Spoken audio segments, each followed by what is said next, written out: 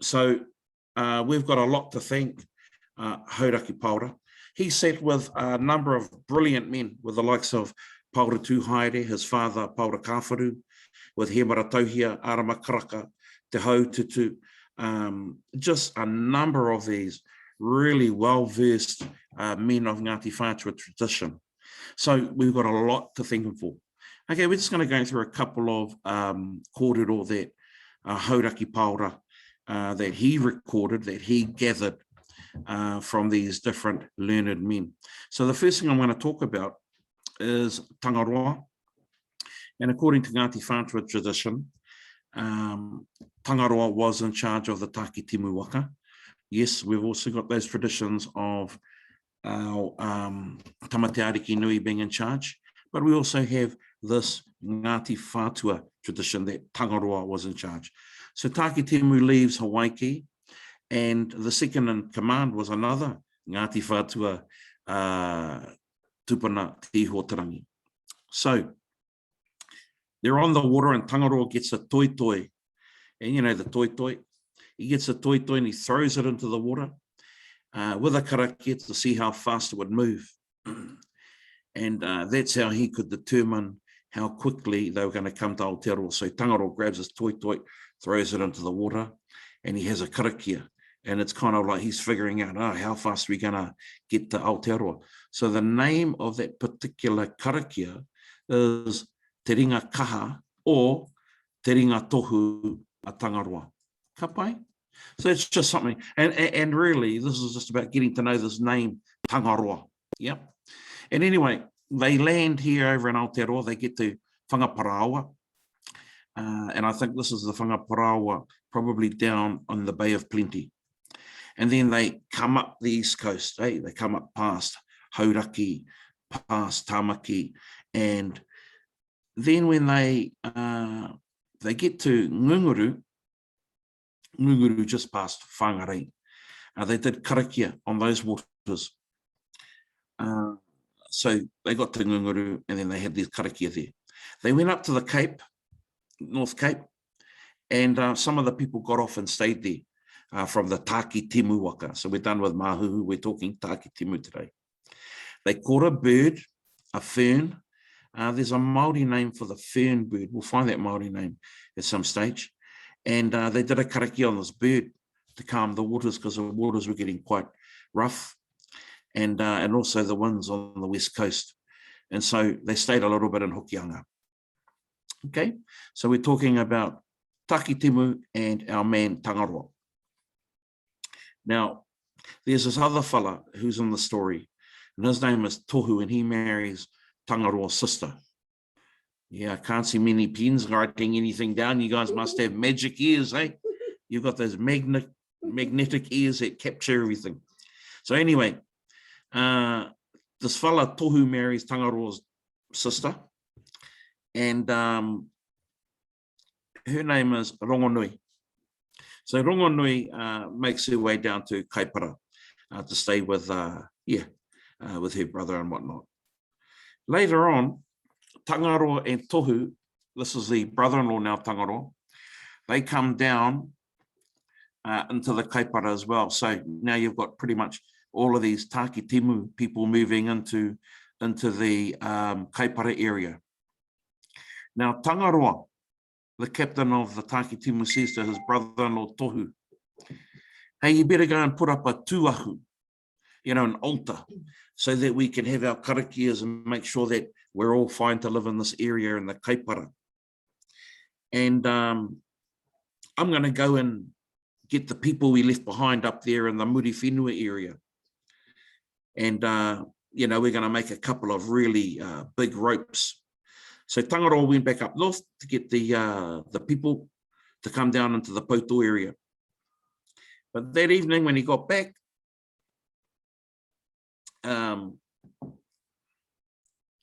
he ended up getting someone to pick up the rope, these ropes that they'd been plaiting, and to put the rope at the anchor to bury it in the sand. Now, the next morning, when these Taki Timu people come out of their whare, they saw these they're small poto people, and they're called the kekehu. Can we all say kekehu? Kekehu. Yeah, it's a strange word, eh? Kekehu. So kekehu, these are like those goblins back in Hawaii that attacked our tupuna over there, eh? But these kekehu, they're the original tangata whenua and Pauto. They used to live all the way along Ripiro there. Yeah, so these kekehu people, they didn't like these Taki Timu people coming into their, into their neighborhood, setting up their village and making ropes and everything, and burning and, burning their fires. They didn't like it. So these kekehu fellas come down and attack them. And they got these special kind of rako, these kekehu, and they're called ngengero. Okay, can we say ngengero?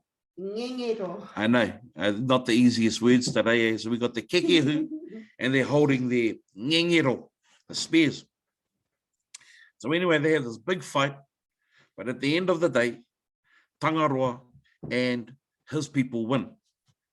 They win this battle against the kekehu. So the kekehu get the boot out of Pauto. And that is where Tangaroa and his uri all end up living. Now, about 5 or 6 generations after Tangaroa, you get Haumoi Warangi. So Haumoi Warangi is the direct descendant of Tangaroa. Kapai? Now, just a couple of other things. That tuahu, that Tangaroa said to his brother-in-law Te Tohu to go and set up for them, yeah, he ends up setting it up on top of a hill. And the hill, they call it Moitara. But later on, it's renamed. And the name of the hill gets renamed to Tangaroa Whakamanamana. Put your hand up if you've been up on top of Tangaroa Whakamanamana. Up in Pauto there, just down the road from the marae, where the memorial is. Yeah, put your hand up. Yeah, Payana. Yeah.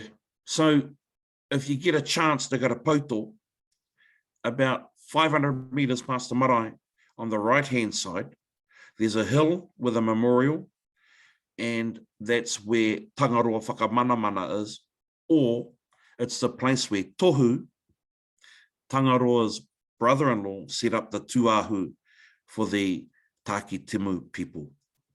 I think that's enough, on that. I'm getting all kekehu'd out here, talking about the kekehu and their spears, the ngengeros and all that stuff. So yeah, that's a beautiful little story. Again, I want to reiterate, we got our chief lead canoe, our main canoe, Mahuru ki Tarangi, Rogomai's a captain.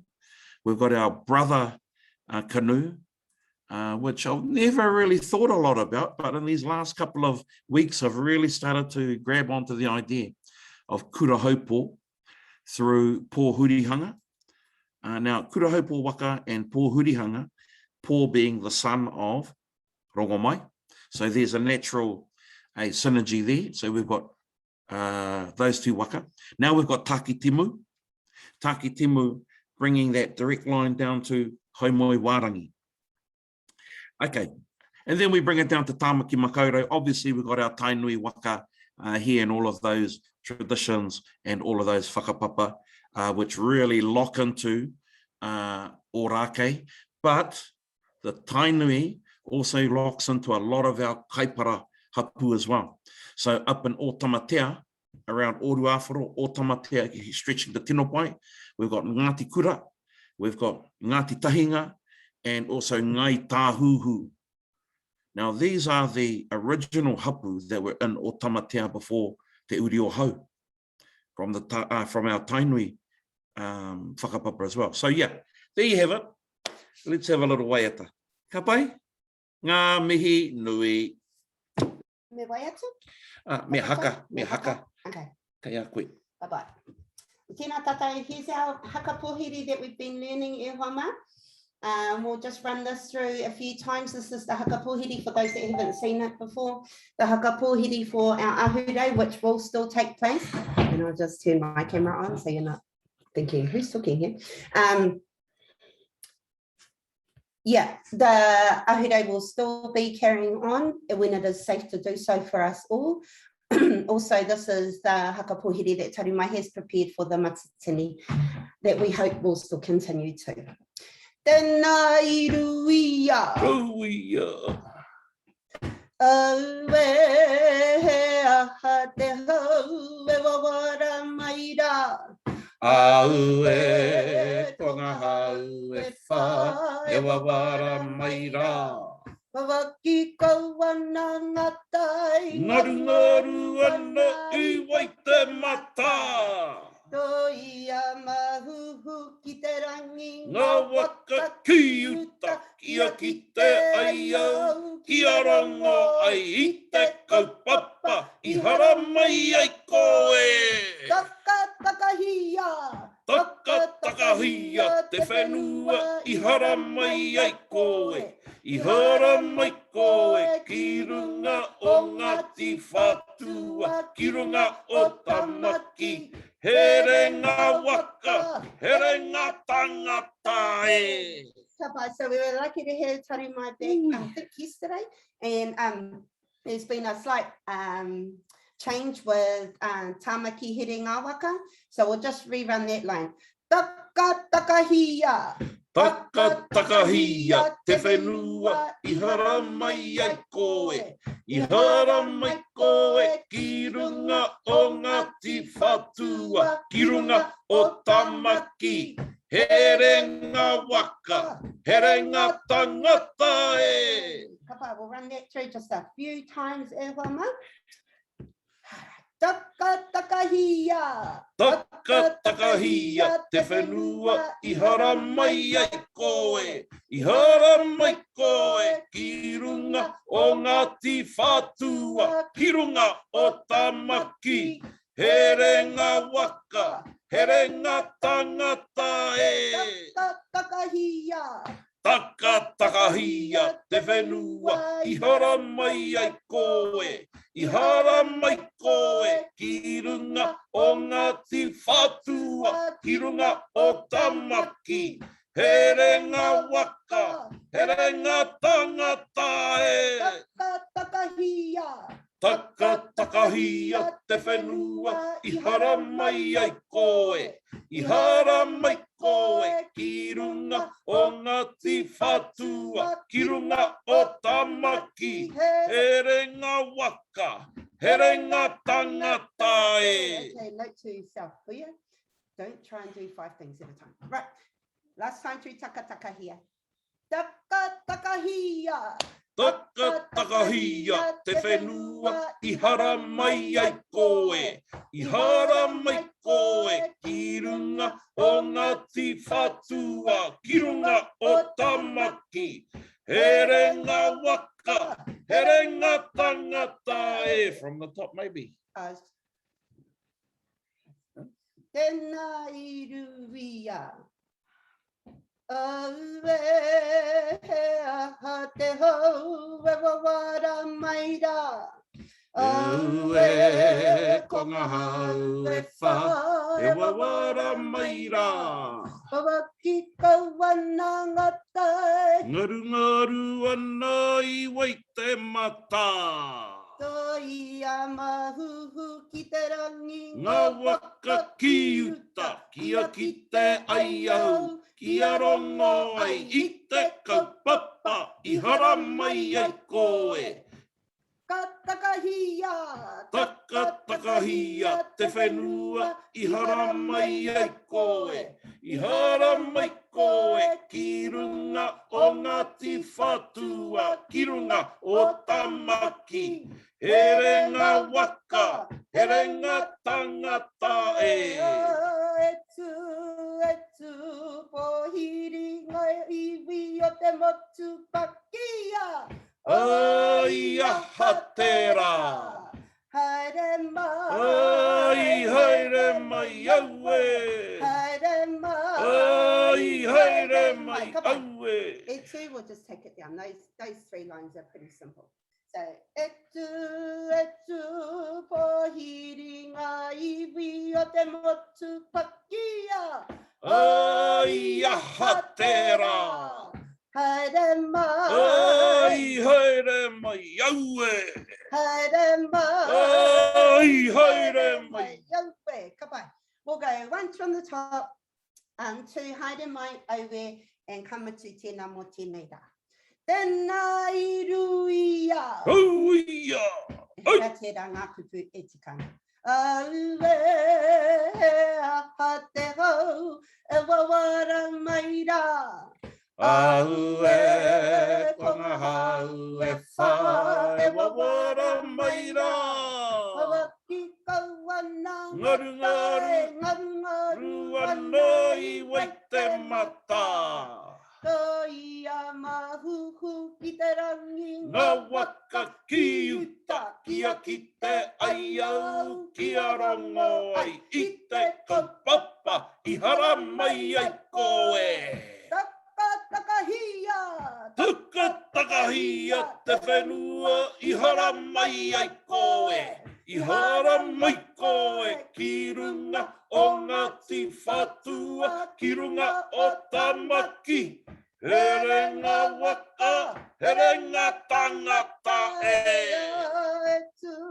Etu, pohiri ngā iwi o te motu pakia. Ai, aha tērā. Haere mai. Ai, haere mai, yaue. Haere mai. Ai, haere mai, yaue. Ka pai, tēnā koutou te katoa. Hau mai te pakipaku, mō anō. Right, it's request time, whānau. So, is there any song in particular that you'd like to sing? Pato pato mai, ki rungi te chat. And we'll start with the first one that comes through, e whama. Okay, I'm looking at the chat line. Okay, what do we got? What do we got? It's a good day. Got a funky Who's got a waiata? Who's got a waiata? It's a good day. Please not something that we don't know. mai.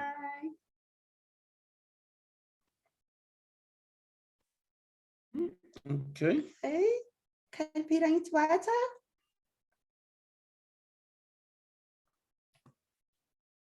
Oh, matariki. Okay, matariki it is. Here we go. Radio. I just put the words up there. Come on. I like matariki. I'm going to take the top off for this one. By the way, if you can see my t-shirt,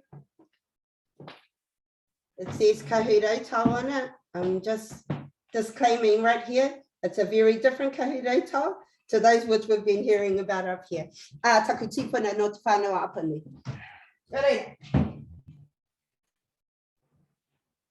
This starts really high. Okay, right, same screen, right.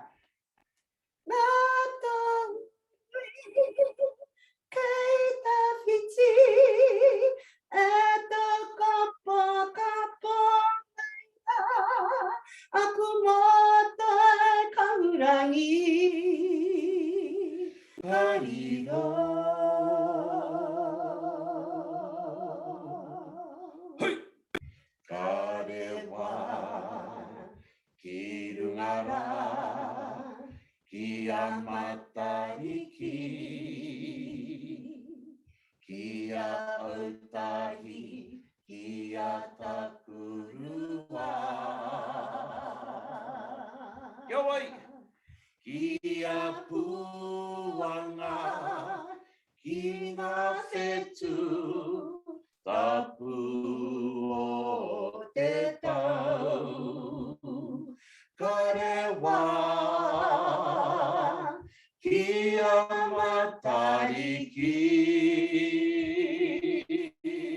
Yawai, kia puanga, ki ngā whetu, tapu o te tau. Karewa, kia matariki. Kora kora I hora. Hera hau nuku. Hea te uru ora. Kita kitei. Hea te toe ora. Kita kitei. Kora kora I hora. Hiwai te rangi, are are maira. Ia hiwa te mana koe. Ia hiwa te mahara. Ia hiwa te mahara, kia hiwa te kai. He aka kumara, he aka tangata, takahia mai, e ngā heru hapai, ngā ara o te aue. Whatua, whatua nuku, hei, whatua rangi ha, ki tua o te rangi e. Hiwa I te rangi are are maira, kia hiwa te mana koe, kia hiwa te mahara, kia hiwa te mahara, kia hiwa te kai. He aka kumara, he aka tangata, kora kora I hara, he ara hau nuku, hea te uruora, ki uta kitai, hea te toe ora, ki uta kitai, he aka kumara, he aka tangata, haiha, hei! Oh, okay, we've got Waihekeao coming up, beautiful. Have we? Yep, we'll take one more after Waihekeao. So we've got Waihekeao coming up.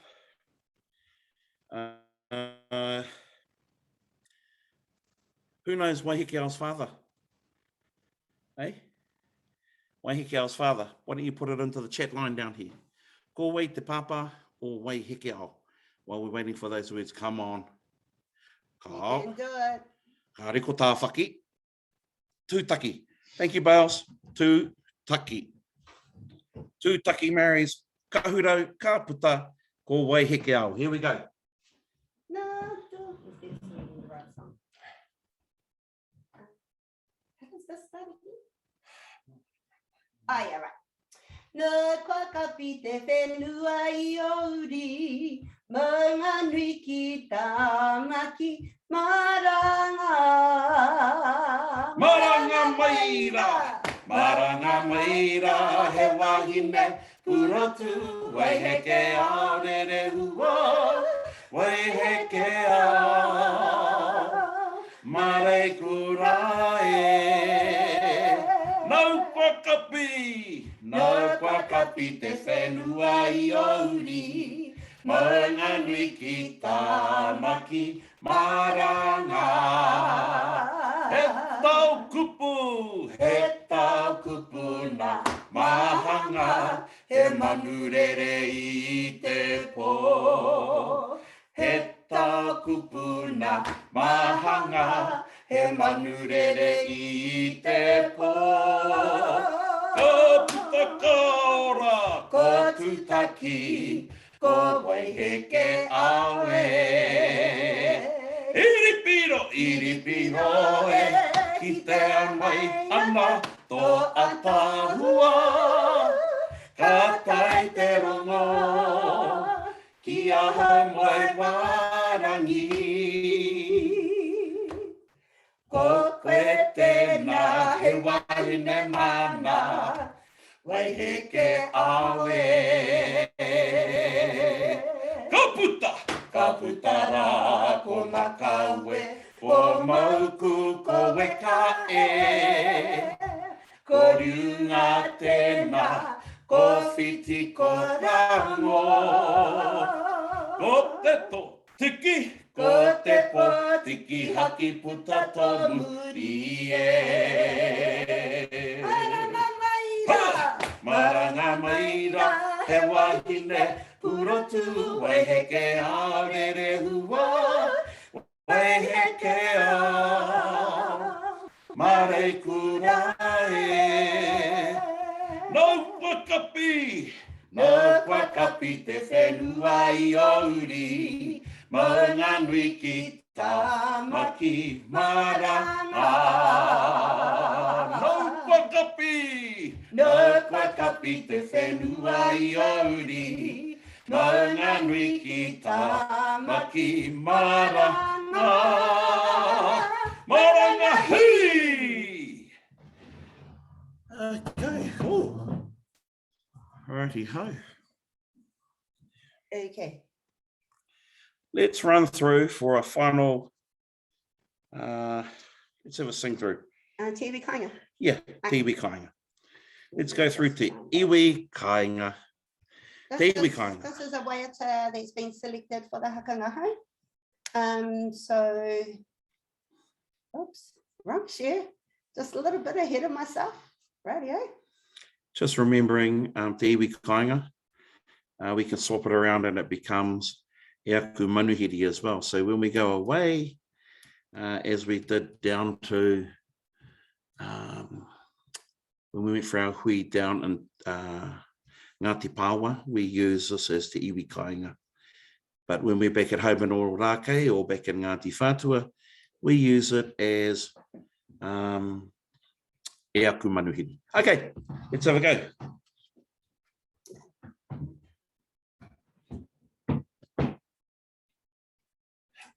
Ka putara ki te ao Te iwi kāinga, karanga mai, ki e nei uri o whātua e. Tu maira pepe taharua wheke, ka putara ko ka hurau, ko waiheke au e. Karanga mai, te wainga, nā te po, hiri o te rangi, au e ha, tā miro ainga here o te aroha e, ka putara ki te ao e. Te iwi kāinga, karanga mai, ki e nei uri o whātua e. Makawe! Tu maira makawe ko pāwhero, ka putara ko hukatere, ko tuperiri e. Karanga mai, te iwi kāinga, nā te po, hiri o te rangi, au e ha, tā miro ainga here o te aroha e, ka putara ki te ao e. Ka putara ki te ao, puriti aki amau, hi au e hi. Awesome. Aroha mai, Joe. Aroha mai, can you guys just do that first bit with the waiheke line in it? All right. Right, let's go back to those words, eh? Sorry, motaku here, obviously the chorus is wrong where it says haere mai, it should be karanga mai. E te iwi kāinga. Just sing it through, bud. Ka pai. Te iwi kāinga, karanga mai, ki e nei uri o whātua e. Tu maira pepe taharua wheke, ka putara ko ka hurau, ko waiheke au e. Let's sing it again. Te iwi kāinga, karanga mai, ki e nei uri o whātua e. Tu maira pepe taharua wheke, ka putara ko ka hurau, ko waiheke au e. One more time. Yeah. Tu maira pipita.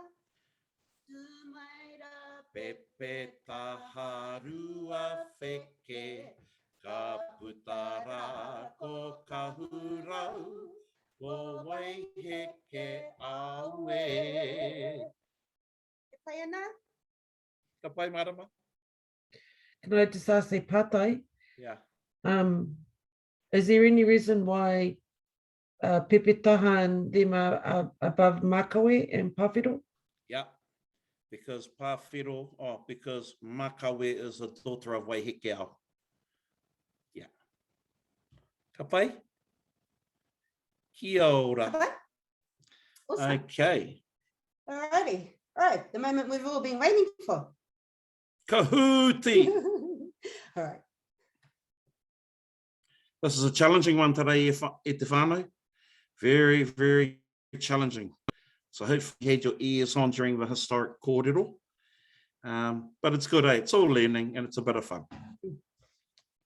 Kia koe. Ka pai. All right. Can you hear me okay? Ka pai ana? Ka pai, rehi te mai e whama, rehi te mai. For anyone that's new, we've got a couple of new people in here. This is a space where we just share in what we have learned with the various historical sessions that are going on everywhere in Ngāti Whātua Ōrākei at the moment. So Joe just gave a little recap at the beginning of our session for kaupapa that we covered in our hitoria part of the karakia last week. So I think you've got the kind of formula now. Huia bases her kahoots on the kaupapa that are spoken of at the karakia the week before. So on Monday, just look out on the page, Te Kapako Ngāti Whātua page, for the pairua o ngā kahoots I tēnei wiki, but it will be what has been spoken about this week, which has mostly been about Hawaii, our various tupuna o Ngāti Whātua I noho atu ki Hawaii, I haere mai ki konei. Ka pai. Kata ki te rua tukau o tata kua rehita, ka hua tukau he kona ka taika timata. Ko te tūmana ko e noho haumaru ana koutou, I te kāinga I nei wā o te mate uruta. Ka pai, me ko ke whakamua tātou, ka timata tō tātou kiemu, kua nei. Ko tā ki timu te kaupapa, o te rānei, engari ko tō tātou, ko tō Ngāti Whātua hāngai hono, kia tā ki timu. Pātai tuatahi o te rā, nā wai I nei kōrero I kohi, who gathered the narrative that was delivered by Tukura and again reiterated today by Joe today. Was it Paura Tūhaere? Was it Paura Kāwhiru? Was it Paura Davis? Or was it Hauraki Paura? Ko te whakautu tika, ko Hauraki Paura e whāma. Well done. Tēnā koutou. Kia kaha mai tātai. Ko wai kei mui tēnei wā, ko Rarity, ko Bales, tēnā koe Bales, ko Aro, te whānau Royal, tēnā koe, and H. Righty ho. Pātai tuarua mo te rangi nei, it's a multi-select, which means there's more than one correct answer. I noho a Hauraki Paura ki a wai mo e nei kōrero. Hauraki Paura sat with whom to collate this narrative? Was it Paura Tūhaere? Or was it Paura Kāwharu? Was it Joe Pihema? Probably not. Was it Taku Tauwakerewhi? Ai, ha te whakautu e tika ana e whāma. Ko tata pai te wā.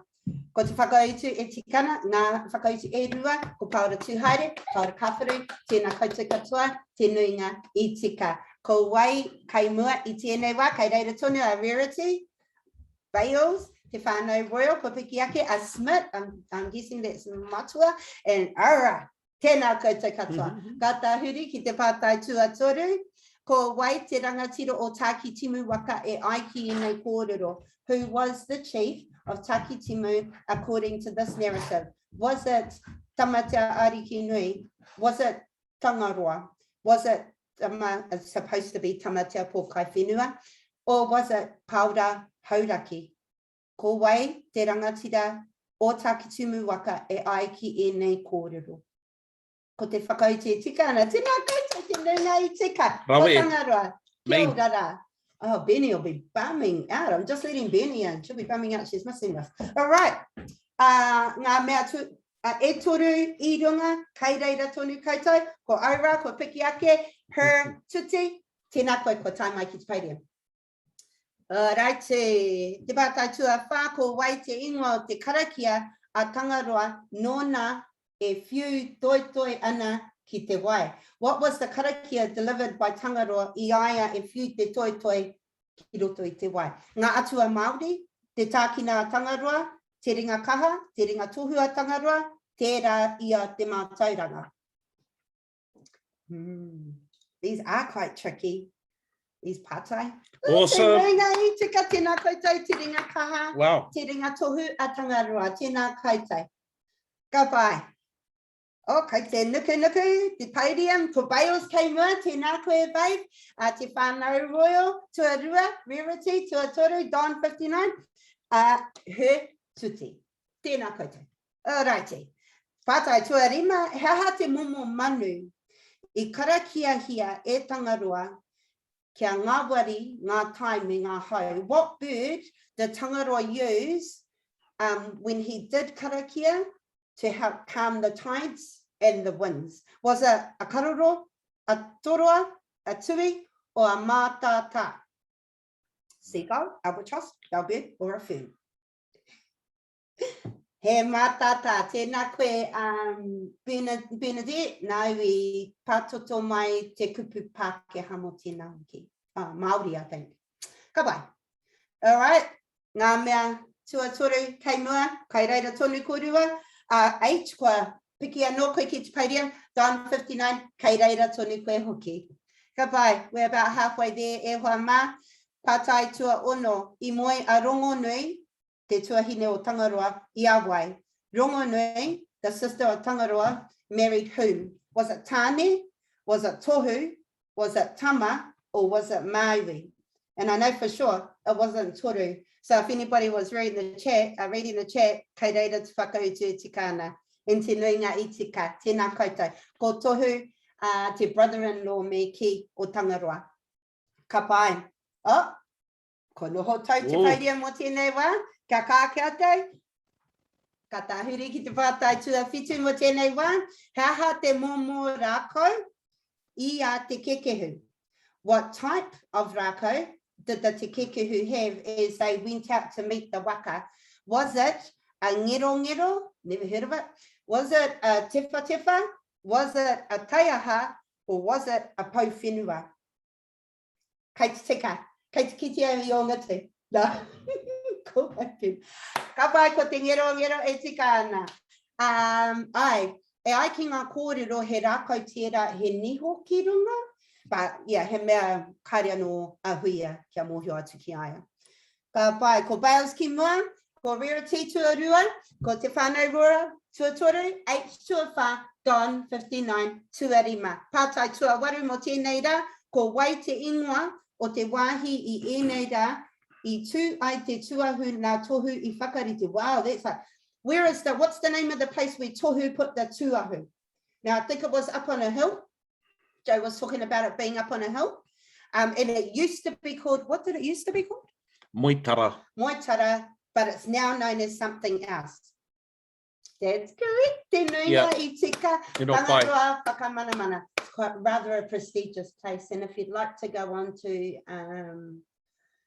find my Facebook page, there is a video there from the last time, the most recent time that Te Matakahi went there. There's no kōrero, but at least you can see the wāhi there. Ka pai. All right, kari tino neke te podium, engari ko Bales, Rarity, H, Don 59, te whānau royal, tēnā koutou kei rungi te podium. Pātai tua iwa mo tēnei rā, hau moi wārangi has whakapapa straight from Tangaroa. This is how we affiliate to that whenua and Taki Timu Raka. Is this a true statement or is this a false statement? E whāma. Hau moi wārangi. It's been quite eye-opening, even for me, who was the partner of Joe, who hears almost everything he says to be learning such awesome kōrero hitoria. That is definitely a true statement. Tika. Te nuinga I tika, tēnā koutou katoa. Lovely. Ka pai, I think ahua toru rua pātai e toiana, Bales kei mua, Rarity, H, Don 59 te whānau royal, kei reira tonu koutou katoa. Yep. Haha te whenua I tū ai a rona I aia e kanga ana ki te marama. Now, I'm not sure whether Joe covered this. Where was Rona when she cast at the moon? And just so you know, if you didn't know, it definitely was on our whenua. But was it Orake? Was it Oru Awharo, was it o Tamatea or was it o Takanani? Did you cover that there? Ka hore. Kia kaha mai koutou. I hope that you guys Have were a watching guess. Te Pira last week. O Takanani, ko Haranui, ko era te whenua tau rikura I tū ai, arona I aia, e kangana ki te marama. Pono, true story. That's True where story. Rona was. E ro takanini. Ka pai. Alrighty. Kari tinu, oh, Ira, tēnā koe, ko piki aki anō. Bales, Verity, Ira, H and Don, 59. Pātai te kaumātahi, e ai ki te maramataka ko o tāne tēnei, he waia pai ki te aha. We are now in Otani in the Maramataka e Huama, and this is a good time to get in and around Tangaroa, to get in and around Tane, to get in and around Raumoko, or to get in and around Tawhiri Matea. This is how Kingi Makware explained what today is for us. To get in and around Tane e Huama, that was the biggest Awesome. O Tane, it was definitely Tane. Ngā mihi. Ka-pai. Okay. Bales, tēnā koe, kei mua, darling. Rarity, tuarua, aura, tuatori, H, tuawha, and smiley face. Tuarima. We're heke te whānau royal. Come on. Kia kaara. Marama. And e hoa ma, this last part is really, I think I was really moved when Tikura talked about this, so we're probably giving it away really, but he's so right. It is our Uri's birthright to learn about our tupuna of Ngāti Whātua, our taiao, and our whenua, and our maunga, and our wai, and our moana, our manu, and our ngarara, I roto I ngā taiao puta noa I Ngāti Whātua. E tikana e huama, he pono tēnei kōrero, they deserve the right, and it is their birthright to learn about our tupuna, our taiao, our reo Māori, and te mauri o te mana motuhake. Tēnā koutou, right, awesome. Tua toru mo tēnei rā, ko aura. Tēnā koe aura. Tua rua, ko Rarity. And tua tahi mo tēnei rā, ko wai atu. Ko whao. Nā mihi, guys. Awesome.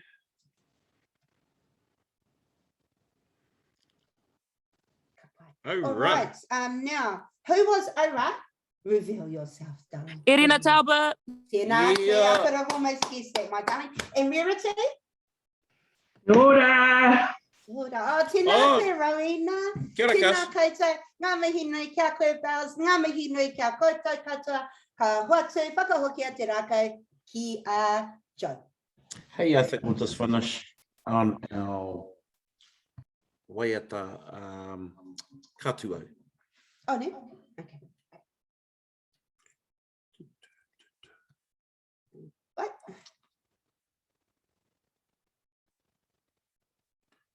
Bye. Okay, we're going to just have a roll through that. Are you muted or am I?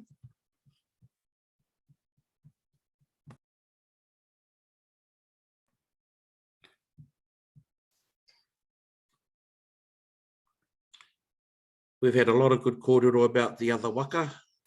Kura haupo, tāki temu. We're going to get back to Mahuru, I think, eh? We better jump back on our waka tupuna. Okay, ka pai.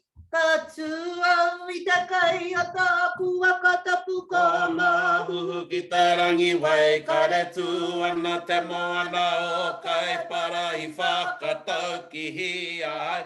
I te kōrero takahuri waka whakarere wā, I ne kia ka keo, ki te taumata o puke karoro, ki reira pūne a ai e ngā au. O tā whiri mā te katahuri atu rā, ki ngā hiwi kai, tara wera kai o takanini, o kuko iwi a takoto mai rā. Kia pākuringa ki te pō whakaira kotuki wai te matako ia. I mata ki te hia ai e tītei kaunu au I ngā puna wai I te pupa kore hiko tonu atu ki maunga whau, ki maunga kie, te mahanga ngā tūpuna ka hoki nei a ki tōku kāinga ki ora kei. Ko te puru o tā maki, ko tumu whenua ngā whare, ngā tiwha tua te iwi, ngā kuri pure pure o tāmaki, e kore ngara I te hina pōuri e. There you have it. That's our week of Toi Ahurei. Hope you fellas are going to have a really awesome weekend.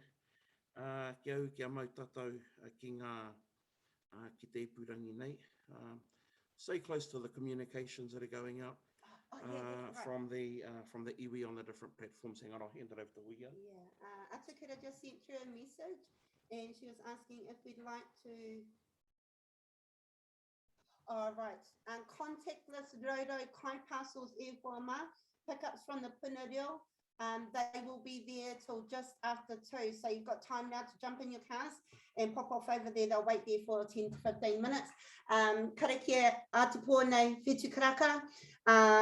Next week, look out for the posts. We'll keep saying so. Our 4-week fitness challenge is starting next Tuesday, e Whama.